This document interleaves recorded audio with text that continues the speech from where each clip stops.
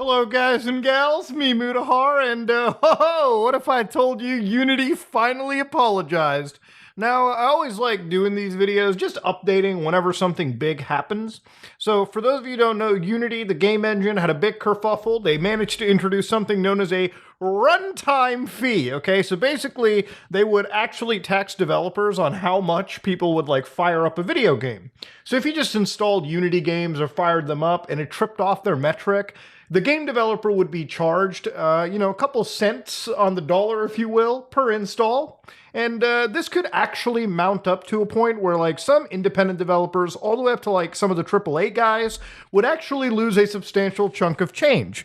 It was, without a doubt, pretty shameless. And there was mathematics that were done by a few people who were watching this, where it turns out that there could actually be people who would go into bankruptcy, some studios, had this actually gone into effect. Now, Unity finally apologized, and I want to read that apology to you because it's kind of hilarious, okay? We heard you. We apologize for the confusion and angst. I love it when they say confusion and angst. Okay, first off, this ain't... This isn't 2007, okay? All right, let's get the angst out of the way. Confusion? First off, English is my first language. I speak English very much. I don't know. English might just be my second language. Main hindi wala admi. But English is something I'm very good with, okay? All right? Granted, I mess up my theirs every time I'm on, like, the internet posting something. I get it, okay? Sometimes it happens. It's late at night. But English is something I know, and what I read from you guys, Unity, there was no confusion. You wanted more money than you were actually ethically entitled to. Now, I get it. Unity is a business, and Unity's profit margins, a few people were looking into, historically, they have basically been operating in the red. Unity needs to make some money. But the way that they were going around making money by basically taxing developers like this was very unethical. Now, Unity, I wanted to wait a couple days because I wanted to wait until they actually had their plan. So were they going to double down and keep the fee, or were they going to walk it all back and try to actually be friendly? Now, ladies and gentlemen, I'm going to tell you something right now. When somebody tries screwing you the way Unity did, you never trust them again, okay? It doesn't matter if they walk back 100%.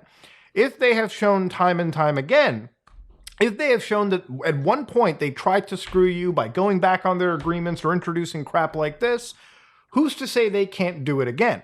Now, game development is a tough thing, all right? When you learn one engine, you're probably only going to stick with it. There are people out in the industry that are only specialized to work in Unity. Switching game engines is not as simple as switching word processors, okay? Switching game engines is kind of like switching editing software. When your hand is so good with something like Adobe Premiere, it may be difficult switching to something like DaVinci or Final Cut or Avid. Generally, if you want to be good at your craft, you better start learning all the hammers and tools available, just so you don't end up in a bad situation. Because of how Unity treated developers so poorly, this collage that you're seeing is not some artistic project. This is an amalgamation of every developer's fucking complaints with Unity the last 2 weeks. Tons of people are pissed, don't get me wrong. So Unity comes here, and again, I'll say never to trust them again, but they got a new letter, okay? They're walking some things back. This ain't a total rollback, by the way, too. They still want that fee. So here they wrote, I'm Mark Whitten. I lead Unity Create, which includes the Unity engine and teams. To start off with this, I'm sorry. Oh, thank you. We should have spoken with more of you and should have incorporated more of your feedback before announcing the new runtime fee policy. So you are what makes Unity great. All right, enough jacking people off. What are we going to get to? Our Unity personal plan will remain free, and there will be no runtime fee for games built on Unity Personal. Okay, so that's great. They're not putting any fees on any games built with the personal free engine. So a lot of those itch.io developers that were making like VHS horror games that weren't really there to make money, just to make a cool project, you guys are free and exempt. Cool. We'll be increasing the cap from 100,000 to 200,000, and we will remove the requirement to use the Made with Unity splash screen. So every time you buy some shitty, like, asset dump project on Steam, now you don't get to see the Unity screen, okay? You don't get to see that mark of shame anymore. No game with less than $1 million in a trailing 12-month revenue will be subject to the fee. So again, a lot of independent developers, I think, should be safe. If you're making over $1 million in a period of 12 rolling months, then, you're not just a small developer anymore. You're entering into, you're entering into that company tier. So for those creators on Unity Pro and Enterprise, we're also making changes. See how they didn't take out the runtime fee for the other two? That's still there. The fee will only apply beginning with the next LTS, which is long-term support version of Unity, shipping in 2024 and beyond. So any game that is shipped and projects that they are working on will not be included unless you choose to upgrade this to the new version of Unity. Which, if you remember the last time I covered this, Unity had like different terms of services based on which version of the engine that you were using.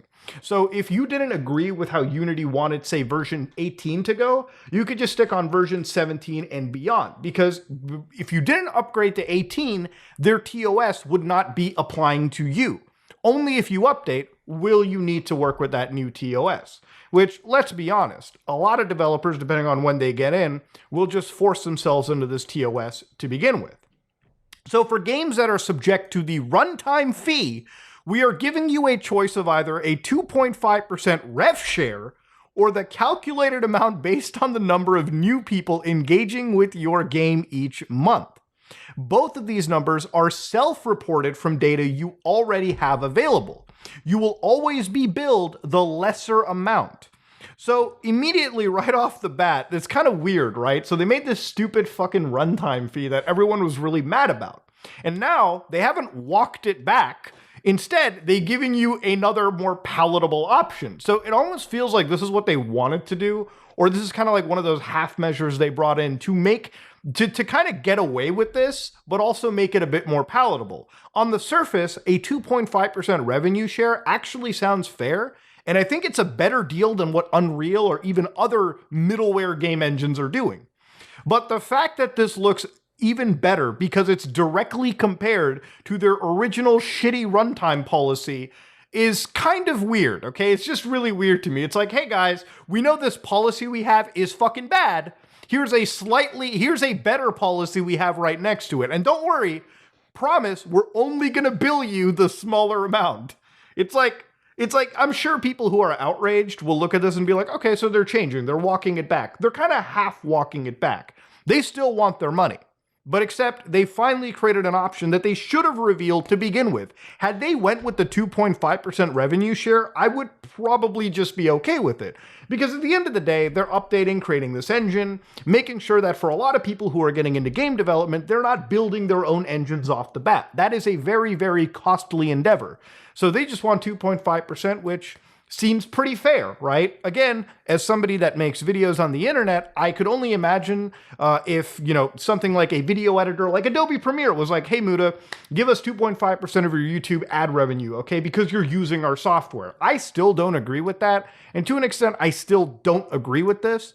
But to be fair, we're kind of spoiled for choice in the video editor department. I guess game development, given all the back-end stuff that they're doing, maybe this is fair. At the end of the day, the only reason this sounds fucking palatable is because you're directly comparing it to that really shitty runtime fee that we all got mad about. So when they say the numbers are self-reported, I find that kind of wild. So before all of this, they were talking about using their own analytics system to gather how many people were playing a video game. Now it's self-reported.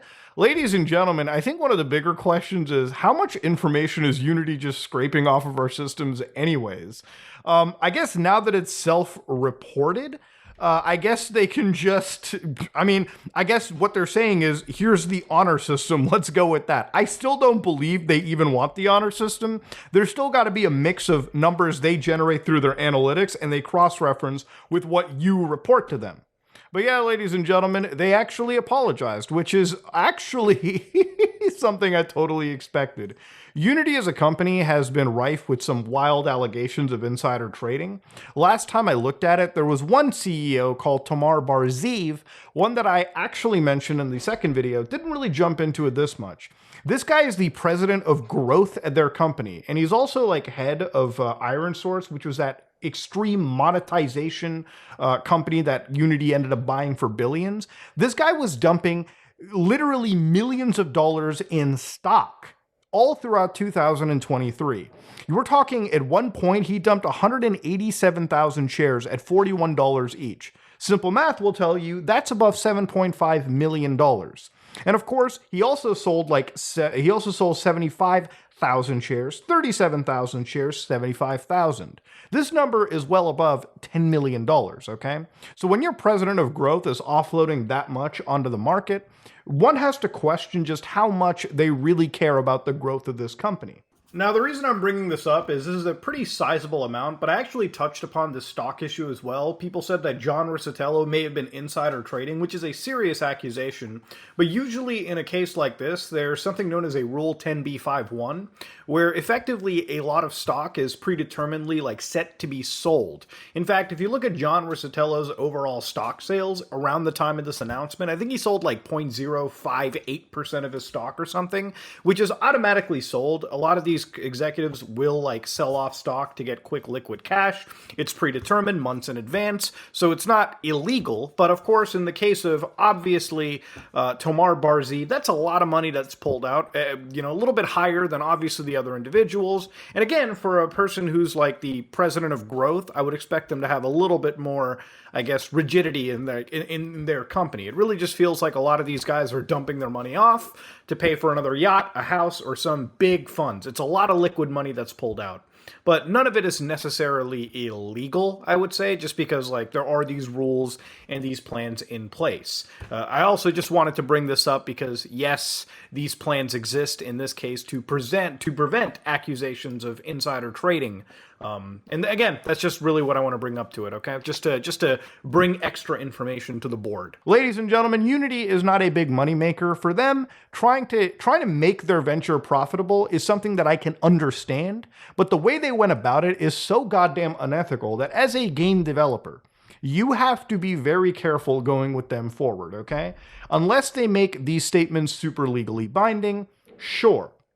But when the dragon has come out and said, we can fuck you, and they tried to fuck you for the last 2 weeks, now that they've come out and realized how much backlash they face and how much people could switch to open source solutions like Godot, which I'm still a champion of. One thing that I would say is, out of all of this, the biggest case for open source technologies have been made. A lot of these private companies literally only care about creating their products as services that they can perpetually monetize, as services that they can latch people onto. Projects like Godot or systems like Linux allow us to have open source development, allow us to actually keep what we create, what we own, and not be tied financially, legally to a couple of private entities around. So, honestly, at the end of the day, I still say forget about Unity. It's still a dog shit product. But at least for now, they walked back some pretty egregious shit. But ladies and gentlemen, yeah, I still don't like Unity. You should still learn other engines. Safer engines. Open source engines. Ladies and gentlemen, this is me, Mutahar, and if you like what you saw, please like, comment, and subscribe. Dislike if you dislike it. I am out.